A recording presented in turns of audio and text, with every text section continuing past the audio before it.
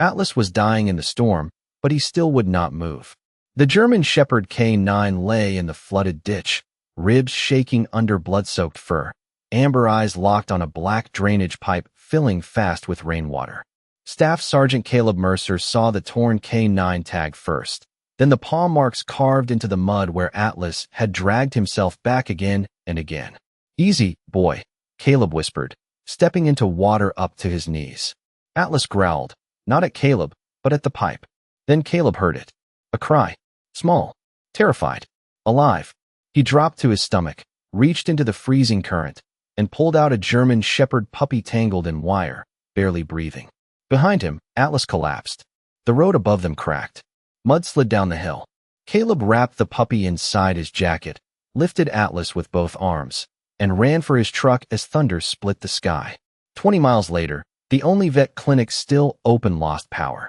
Dr. Hannah Whitaker pressed 2 fingers to Atlas's neck and went still. Caleb knelt beside him, shaking. "Not this time," he said. The puppy crawled forward, touched its nose to Atlas's muzzle, and then Caleb saw something impossible. He was not guarding his own life anymore. He was guarding the reason he had refused to die. The storm had swallowed the mountain road outside Blue Ridge, Virginia, turning the blacktop into a shining ribbon of water and mud beneath a sky that would not stop breaking open. Rain hammered the windshield of Staff Sergeant Caleb Mercer's old Ford F-150 so hard the wipers seemed to fight for every inch, squealing left and right like tired hands across glass. Pine branches bent low over the road. The headlights caught flashes of gravel, drifting leaves, and white curtains of rain.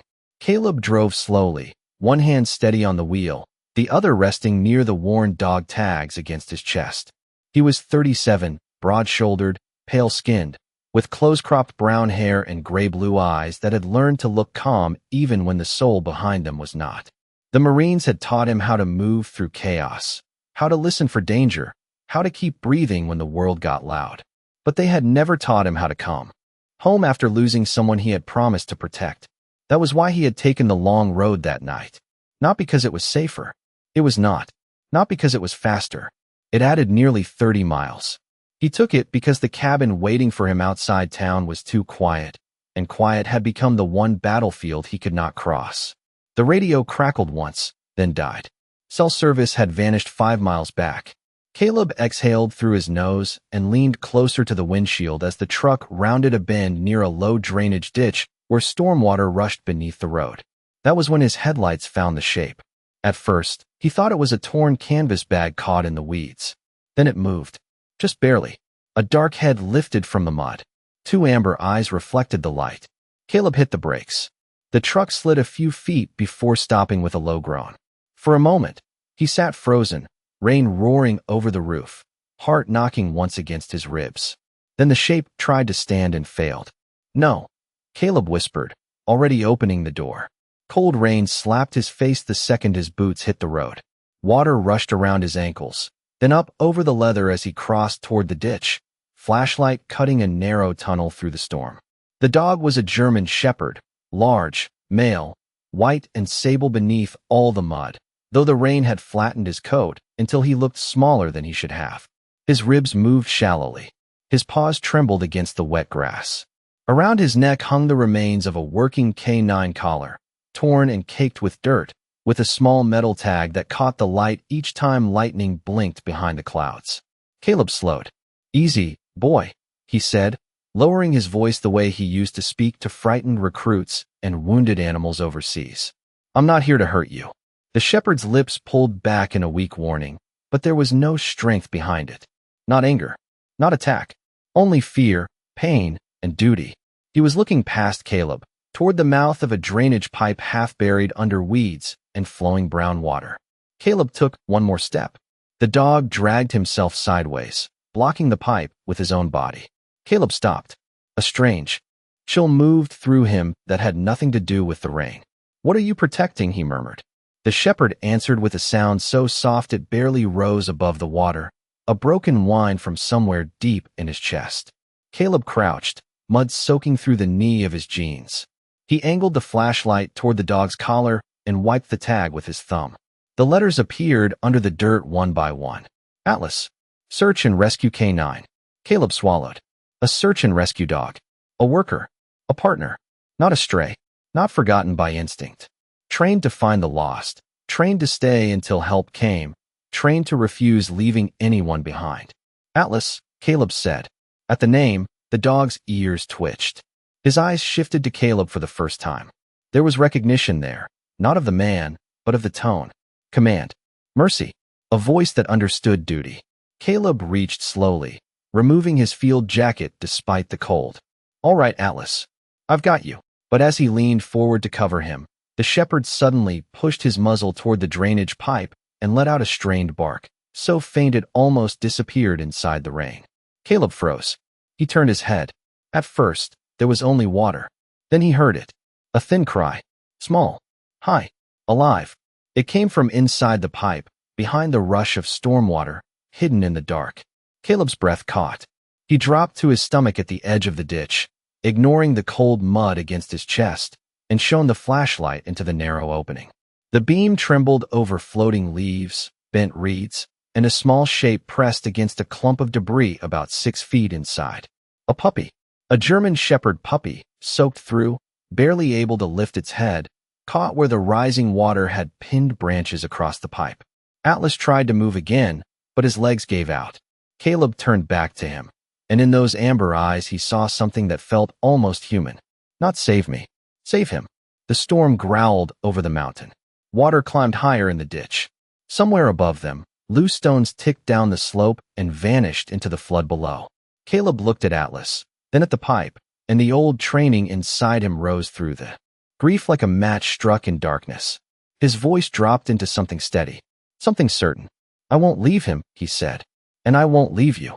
Atlas lowered his head, as if that promise was the only thing keeping him alive. Caleb moved fast, but not carelessly. He pulled the small emergency rope from behind the truck seat, tied one end around his waist, and looped the other around the tow hook of the Ford. The rain struck the back of his neck like thrown gravel.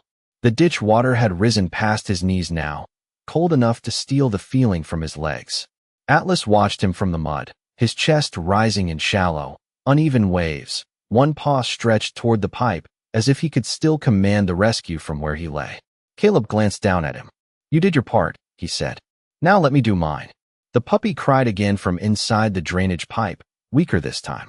That small sound cut through the storm more sharply than thunder. Caleb dropped flat and slid one arm into the pipe, shoulder grinding against wet concrete, flashlight clenched between his teeth. The opening was barely wide enough. Water rushed around his ribs and tugged at his jacket.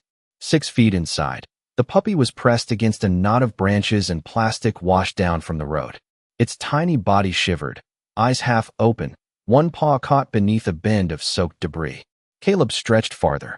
His fingertips brushed fur, then slipped away. Come on, little one, he breathed. Give me 1 inch.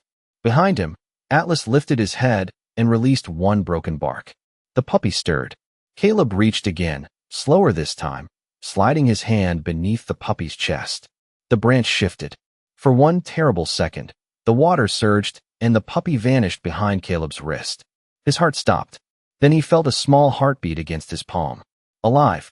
He pulled gently, inch by inch, whispering through clenched teeth as if the sound alone could guide the little body out of the dark. When the puppy finally came free, Caleb backed out of the pipe, soaked to the skin, cradling the trembling animal against his chest. Atlas tried to rise when he saw it, but his legs failed beneath him. Caleb crawled to his side and placed the puppy near the shepherd's muzzle. The little one gave a faint, breathy whimper. Atlas touched his nose to the puppy's head and closed his eyes for half a second, not in surrender, but in relief. Caleb wrapped them both in his field jacket, then looked up toward the road. A low crack rolled through the hillside above them. Mud and loose stones slid across the shoulder, narrow at first, then wider. The ditch was no longer safe. All right, Caleb said, voice tight but steady. We are leaving now. He lifted the puppy first, tucking it inside his shirt beneath the jacket, close to his warmth. Then he knelt beside Atlas. The shepherd was heavier than he looked, all wet fur, tired muscle, and fading strength. Caleb slid one arm beneath his chest and the other under his hindquarters, careful, respectful, the way a Marine carries someone who has earned honor even in silence. Atlas gave a low sound, but did not fight. His head fell against Caleb's shoulder. Caleb stood slowly, boots sinking in the mud, spine burning under the weight. For a moment, the storm seemed to push against them from every direction. Rain blinded him. Water rushed past his calves. The puppy trembled against his chest. Atlas's breath warmed weakly against his neck. Step by step, Caleb climbed out of the ditch. Halfway up, his boot slipped. He dropped to one knee, holding Atlas high so the dog would not hit the ground. Pain shot through Caleb's leg, but he did not let go. "Not happening," he muttered. "Nobody gets left in the dark tonight." At the truck, he laid Atlas across the back seat and placed the puppy against his side. The little one immediately pressed into the hollow beneath Atlas's chin. Atlas did not move much, but his tail gave the smallest twitch, so small Caleb almost missed it. That tiny motion hit him harder than the cold. It was trust. It was thanks. It was a soldier's nod across a field too loud for words. Caleb slammed the door, ran around to the driver's side, and started the engine. The dashboard flickered. The radio hissed with static. No signal. No help. Only the road, the storm, and a memory of a veterinary clinic he had passed 2 towns back, maybe 20 miles away. Caleb looked into the rearview mirror. Atlas's eyes were still open, fixed on him through the dark. Caleb gripped the wheel. "Stay with me, Atlas," he said. "You kept him alive. Now let me keep you alive." The Ford lurched forward into the rain, headlights shaking over the broken road, while behind him, in the back seat, the puppy crawled closer to the dying K9 and made one tiny sound that sounded almost like a prayer. The first mile was the hardest because Caleb had to drive like the road was made of glass. The Ford's tires rolled through standing water that slapped the undercarriage in heavy waves, and every bend in the mountain road appeared only at the last second, pale and sudden in the headlights. The storm had changed the land around him. Ditches had become streams. Gravel shoulders had turned soft and loose. Pine needles plastered the windshield until the wipers dragged them away.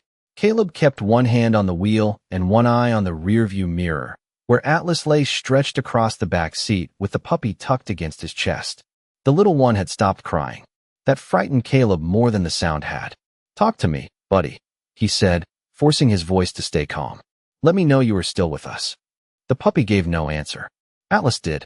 Not with a bark, not even with a whine, but with a slow lift of his eyes. Amber, tired, burning through the dark. Caleb nodded once, as if receiving a report from a wounded partner. "Good. Keep watching him." The dashboard clock glowed 11:48 at night.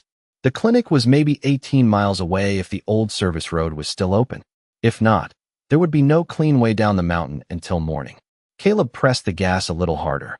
The Ford climbed, engine growling, tires slipping once before catching again. For a few minutes, there was only rain, breath, and the soft rattle of dog tags against Caleb's chest. Then a flash of white appeared across the road. Caleb braked. A fallen branch, thick as a man's arm, blocked the lane from ditch to ditch. He looked behind him. Atlas's chest moved. Barely. The puppy shifted against him, tiny nose buried in wet fur. Caleb stepped out. Into the storm with the flashlight and emergency hatchet from the truck bed. The wind shoved at his shoulders as he dragged the branch aside, inch by inch, mud sucking at his boots. He was halfway done when he heard a sound from the truck. A weak bark. Caleb turned. Atlas had lifted his head. Not toward Caleb. Toward the trees above the road. Caleb followed his gaze and saw water pouring down the hillside in a new stream, carrying leaves and stones with it. The shoulder was beginning to give way. "Understood," Caleb said. He threw the last piece of branch aside, jumped back into the cab, and drove forward just as muddy water swept across the place where he had been standing. His hands tightened around the wheel, but he did not speak for a long moment. Atlas had warned him. Even half gone, the K9 was still working. "You just saved me, did you know that?" Caleb said, glancing back. Atlas lowered his head again, as if the effort had cost him everything he had left. The old service road appeared a mile later, a narrow turnoff marked by a rusted sign and a blinking yellow reflector. Caleb took it because there was no other choice. The pavement vanished beneath gravel, then mud, then broken patches of blacktop. The truck rocked hard over ruts filled with rainwater. In the back seat, the puppy slid away from Atlas's warmth and let out a thin cry.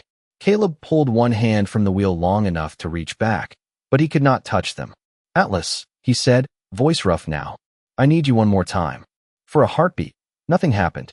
Then Atlas dragged his front paw slowly across the seat and pulled the puppy back against his neck.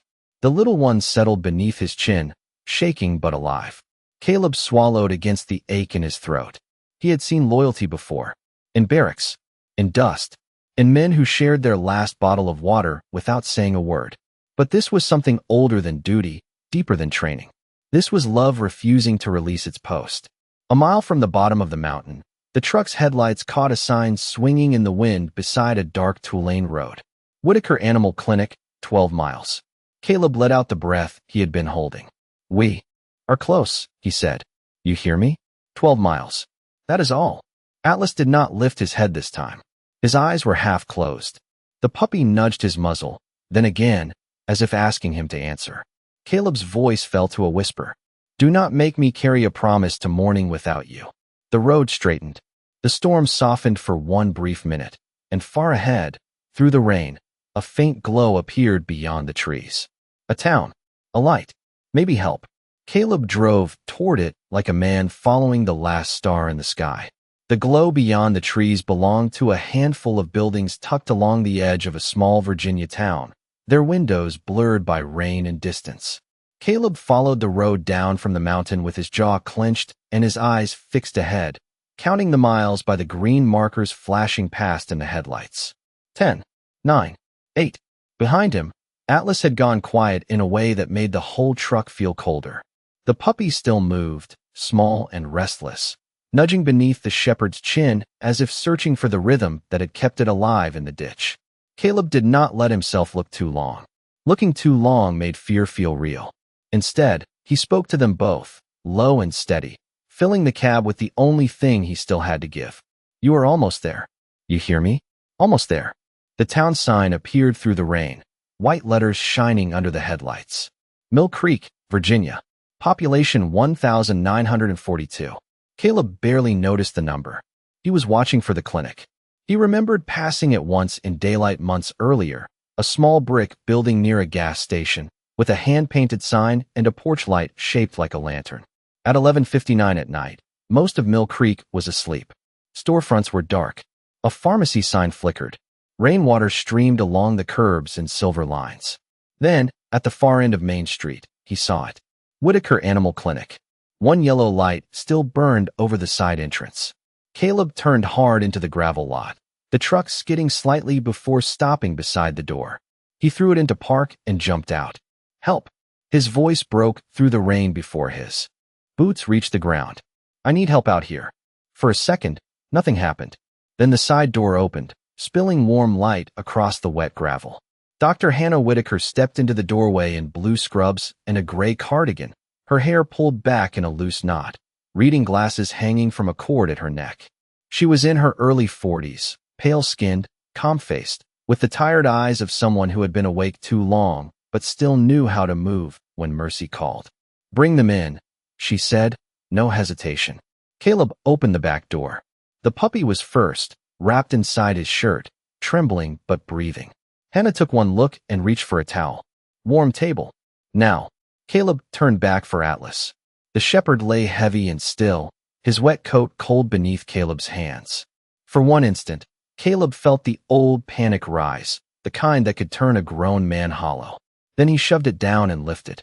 Atlas's head rested against his shoulder, the torn K9 tag tapping softly against Caleb's chest with every step. Inside, the clinic smelled of antiseptic, old coffee, and wet wool. The light hummed above them. Hannah cleared a stainless steel table with one sweep of her arm and spread heated blankets over it. "Here," she said. Caleb laid Atlas down gently, then placed the puppy beside him. The little one immediately crawled toward Atlas's neck. Hannah pressed a stethoscope against the shepherd's chest. Her face changed, not dramatically, but enough. Caleb saw it. "Say it straight," he said. Hannah listened a second longer. "He is very cold, very weak. His body is running on almost nothing." She moved quickly, checking his gums, his breathing, the torn collar, the tag. "Search and rescue?" Caleb nodded. "His name is Atlas." Hannah's hand paused for half a beat. "Then he knows how to hold on." The lights flickered once. Caleb looked up. Rain slammed the windows so hard they rattled in their frames. Hannah crossed to a cabinet, gathering supplies with practiced hands. I can warm the puppy. Atlas needs fluids and heat right now. If we can keep him steady through the next hour, he has a chance. A chance. Caleb held on to that word like rope.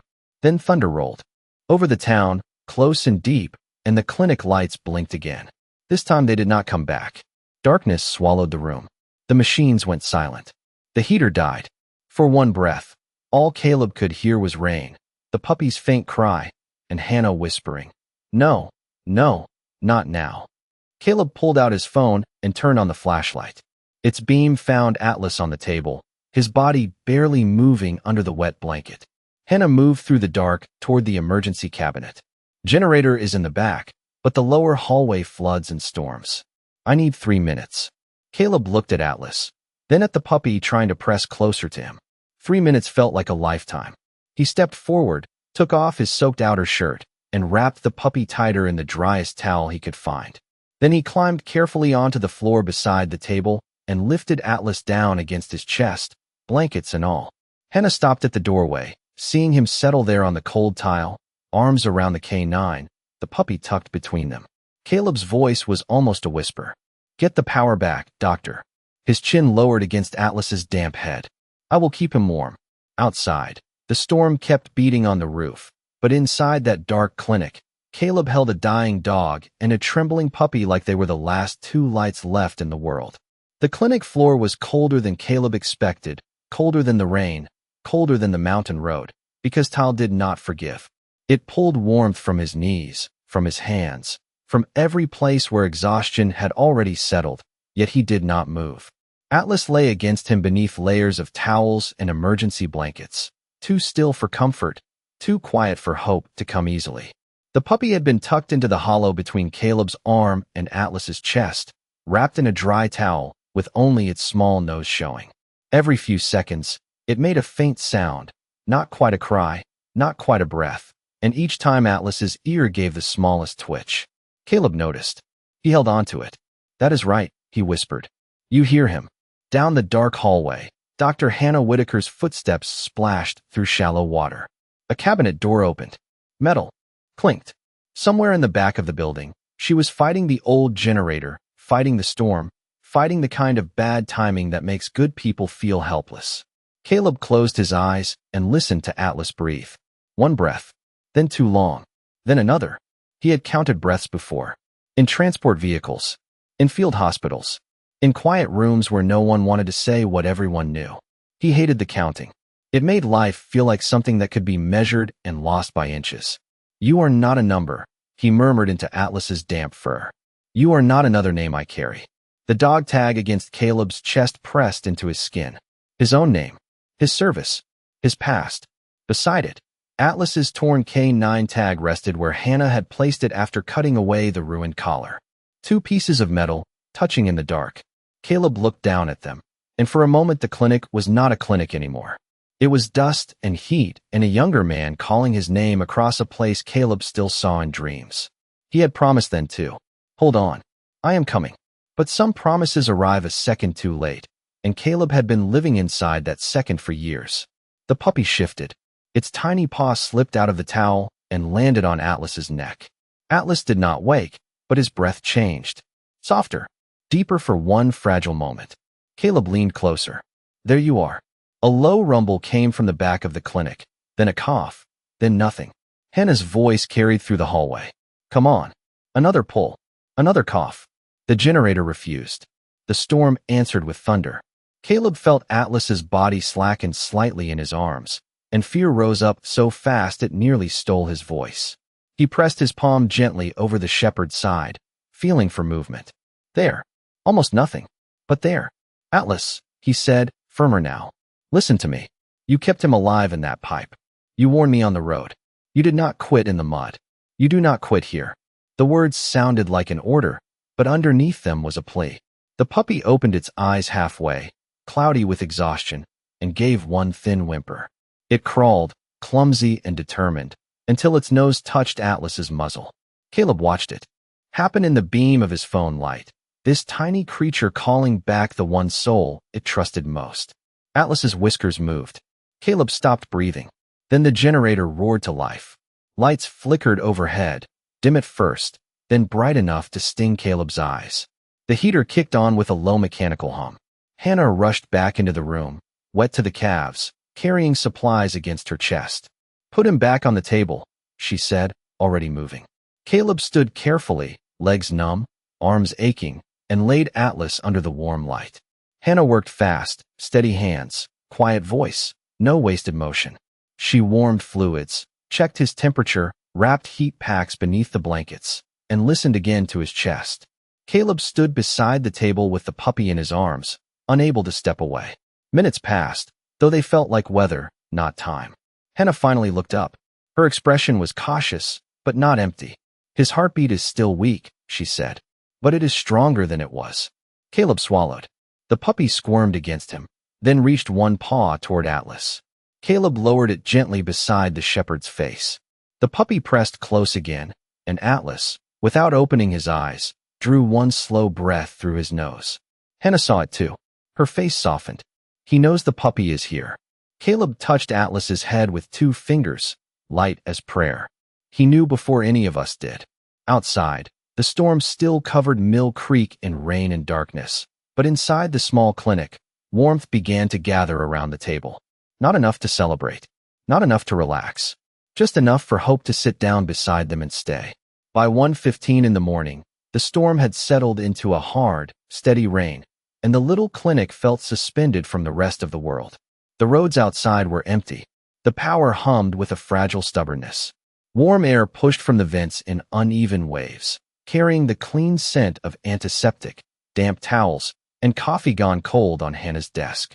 Atlas lay on the treatment table beneath heated blankets, his sable and white fur slowly losing the chill of the ditch. The puppy slept beside his front legs in a padded laundry basket. Hannah had lined with towels, but every time it stirred, Atlas's breathing changed, as if some part of him remained awake only to keep count. Caleb stood at the foot of the table, arms folded, shoulders heavy, eyes fixed on the rise and fall beneath the blankets. He had not asked for a chair. He had not taken the dry sweatshirt Hannah offered him. Men like Caleb sometimes mistook discomfort for penance, and Hannah seemed to understand that without saying it. She checked Atlas's temperature again, wrote something on a clipboard, then glanced at Caleb over the rim of her glasses. "He is fighting," she said. Caleb gave a small nod. "He has been fighting all night."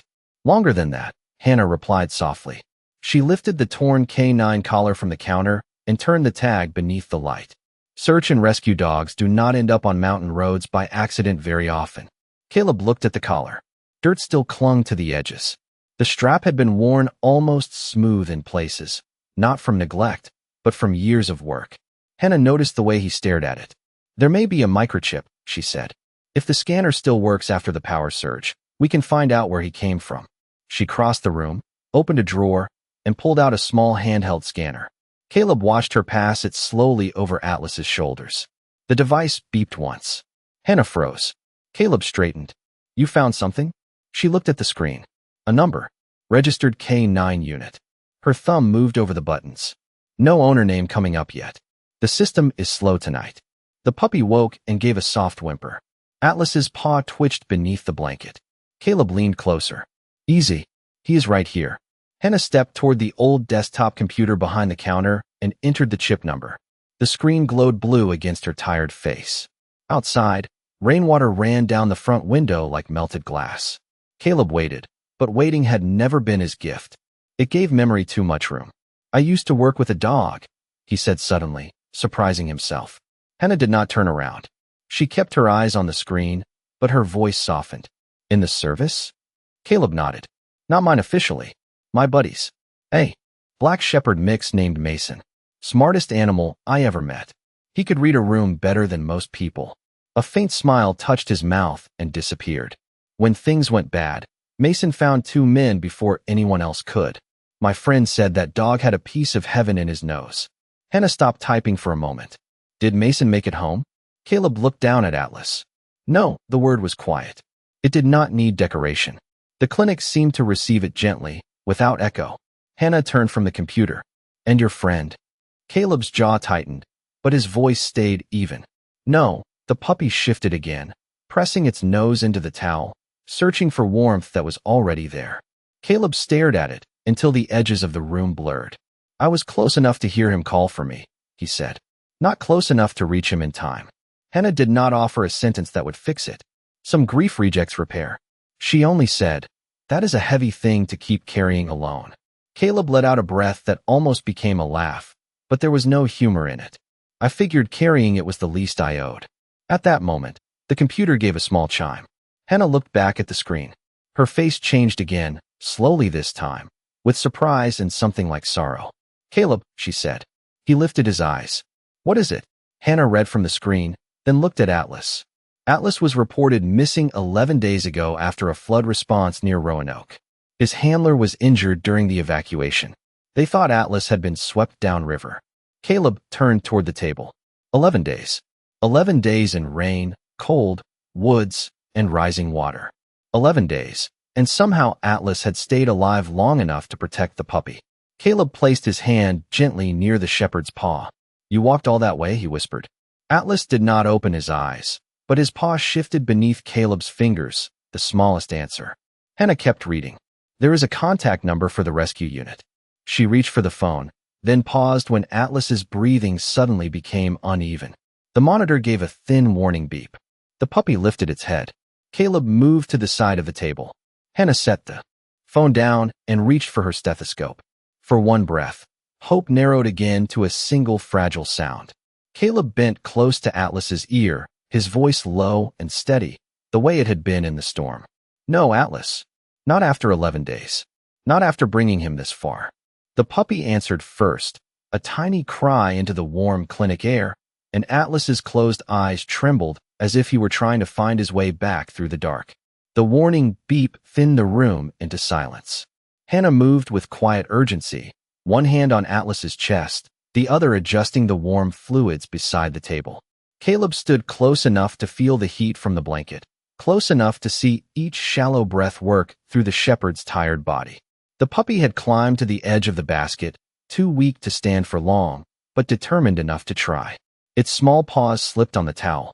Its nose pointed toward Atlas as if it had heard a call no human could hear. Caleb lifted it gently and placed it beside Atlas's face. He is here, Caleb whispered. Your little one is right here. The puppy nudged Atlas once, then twice, then rested its forehead against the bridge of the shepherd's muzzle. Atlas did not move.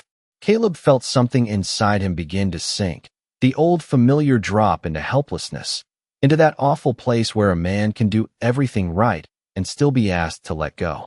He gripped the edge of the table until his knuckles paled. Hannah listened through the stethoscope, her eyes lowered, her expression careful. Caleb knew that look. He had seen it on medics, on chaplains, on people trying to speak gently while standing in front of a door no one wanted opened. Do not say it yet, Caleb said. Hannah looked up. I was not going to. The puppy gave a faint, breathy whine. Atlas's eyelid flickered. Barely. So small it could have been nothing. But Caleb saw it, and Hannah saw Caleb see it. Again, Caleb whispered. Not to Hannah, not even to himself. Come on, little one. Call him again. The puppy pressed closer, its tiny tongue touching the damp fur beneath Atlas's nose. A second passed. 2, 3. Then Atlas drew in a rough, uneven breath that lifted the blanket half an inch. The monitor steadied by one narrow line. Hannah exhaled slowly, as if she had been holding up the ceiling with her lungs. There, she said. There he is. Caleb bowed his head, his hand still resting near Atlas's paw. He did not celebrate. He did not smile. He only let his eyes close for one brief moment, because sometimes relief arrives too fragile for noise. Hannah moved quickly again, checking the temperature, adjusting the blankets, preparing the next treatment with steady hands. He is not out of danger, she said softly. But he answered. That matters. Caleb opened his eyes and looked at Atlas, then at the puppy curled against him. He has been answering all night. The phone on the counter rang suddenly, sharp in the quiet clinic. Hannah crossed to it, glanced at the number, and picked up. Whitaker Animal Clinic. She listened. Her face changed. Caleb watched her turn toward Atlas. Yes, she said. We found him. A pause. Rain tapped the glass softer now, no longer a roar, but a tired rhythm. Hannah's voice lowered. He is alive. Weak, but alive. And he was not alone. Caleb straightened. Hannah listened again, and whatever she heard made her eyes soften with a sadness that seemed to reach beyond the room. I understand, she said. We will keep him stable. Come when the roads open. She hung up slowly. Caleb waited. Hannah remained by the counter for a moment, hand resting on the phone, as if she needed to choose the right words before bringing them into the light. That was Captain Laura Bennett with the Roanoke Flood Response Unit, she said. Atlas belonged to her team. Caleb glanced at the shepherd. His handler. Hannah nodded. His handler, Sergeant Miles Carter, was rescued from the flood, but he is still in the hospital. They have been searching for Atlas every day since the river took them apart. Caleb's throat tightened at the word apart. Hannah continued, voice gentle. Captain Bennett said Atlas disappeared while trying to reach a residential area cut off by floodwater. There were reports of stray dogs trapped near the drainage system. Nobody knew about the puppy. The little dog shifted in its sleep, nose tucked into Atlas's fur. Caleb looked from the puppy to the K9 tag on the counter. The story rearranged itself in his mind, each piece finding its place. Atlas had not wandered. He had followed the helpless. He had crossed miles of storm-broken country because some small life had called, and the part of him trained for rescue had refused to stop listening.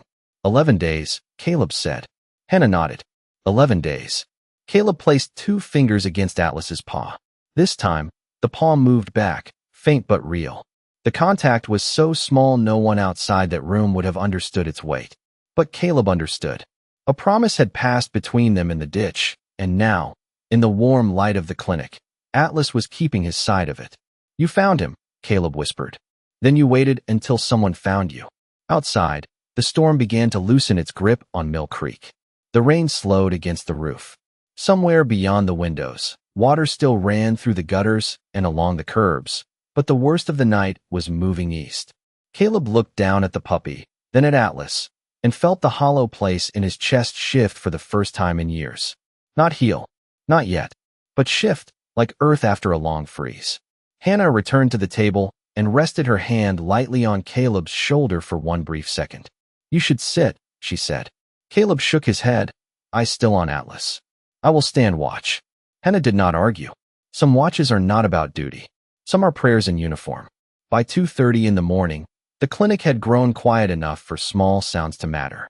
The rain outside had softened into a steady tapping against the windows, and the old generator in the back room kept humming like a tired heart refusing to stop. Caleb stood beside the treatment table, one hand resting near Atlas's paw, watching the shepherd breathe beneath the warm blankets. The puppy slept curled against Atlas's neck now, no longer crying, no longer shaking as hard, just breathing in tiny, uneven puffs that stirred the damp fur under his chin. Hannah had dimmed the overhead lights and moved with the careful silence of someone who knew hope was still resting, not yet standing. She checked the monitor, adjusted the fluid line, and wrote down another number on the clipboard. His temperature is coming up, she said softly. Caleb looked at her, afraid to trust the sentence too quickly. Enough. Hannah took a slow breath. Enough to keep fighting. That was not victory. Not yet. But it was no longer the edge of goodbye, and Caleb felt the words settle into him like warmth after frost. He looked down at Atlas.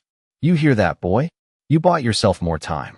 Atlas's ear moved once, faintly, as if even praise required energy he could barely spare. Caleb almost smiled. Then the front door rattled. Both he and Hannah turned toward the lobby.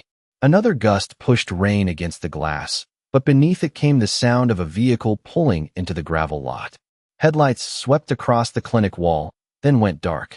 Hannah crossed to the window and lifted the blind with 2 fingers. State police, she said. Caleb stiffened, not from fear, but from instinct. A minute later, a trooper stepped inside with rain dripping from the brim of his hat, followed by a woman in a rescue jacket zipped to her throat. She looked exhausted, mid-40s, pale-skinned, with red hair tucked beneath a ball cap and eyes that had spent too many nights searching roads that gave nothing back. Hannah met her at the door. Captain Bennett? The woman nodded, unable to answer at first. Her gaze had already moved past Hannah to the treatment room. Caleb stepped aside as she entered. The moment she saw Atlas, her face broke in a quiet way, not loud, not dramatic, just a breath leaving her as if she had been holding it for 11 days. Atlas, she whispered. The shepherd's eyes did not open, but his nose twitched. The puppy stirred against him. Captain Laura Bennett covered her mouth with one hand. And that is the puppy? Hannah nodded. Male. Cold, scared, but stable. Laura moved closer, stopping short of the table as though afraid to touch the miracle and wake it too soon. Sergeant Carter kept saying Atlas would not run without a reason, she said. Everyone told him the river carried Atlas too far. But Carter kept saying, no, not Atlas. If he is gone, it is because someone still needs him. Caleb looked at the dog on the table, at the puppy tucked into the curve of his body, and felt the room tilt towards something he did not have a name for. Laura finally reached down and brushed 2 fingers gently along Atlas's forehead. You stubborn old saint, she whispered. Atlas's eyes opened halfway, clouded with exhaustion, but present. His gaze found Laura, then drifted to the puppy, then to Caleb. It was not much. It was everything. Laura noticed. Her eyes moved to Caleb's wet clothes, the mud dried on his boots, the thin line of fatigue carved into his face. You found him. Caleb shook his head slightly. He found me first. The answer seemed to satisfy her more than any explanation could. The trooper stepped forward, holding a small notebook. Road crews found the washout where you came through, he said to Caleb. That stretch is gone now. Another 10 minutes. You would not have made it down. Caleb looked at Atlas. He remembered the warning bark, the way the shepherd had lifted his head toward the hillside before the water crossed the road. He made sure we did. Silence followed that, deep and reverent. Hannah checked Atlas again, and this time her face softened with something closer to belief. His pulse is steadier. Laura bowed her head. Caleb lowered his eyes too, though he did not know whether he was praying or simply listening. For years, he had thought grace had to arrive loudly enough to erase the past. But in that little clinic, grace came as a sleeping puppy, a tired canine, and a room full of strangers standing close without needing to speak. Then the puppy woke, lifted its small head, and crawled clumsily over Atlas's blanket until it reached Caleb's hand. It sniffed his fingers, gave one tiny lick, and settled there like it had chosen him too. Caleb stared at it, unable to move. Hannah saw the look on his face.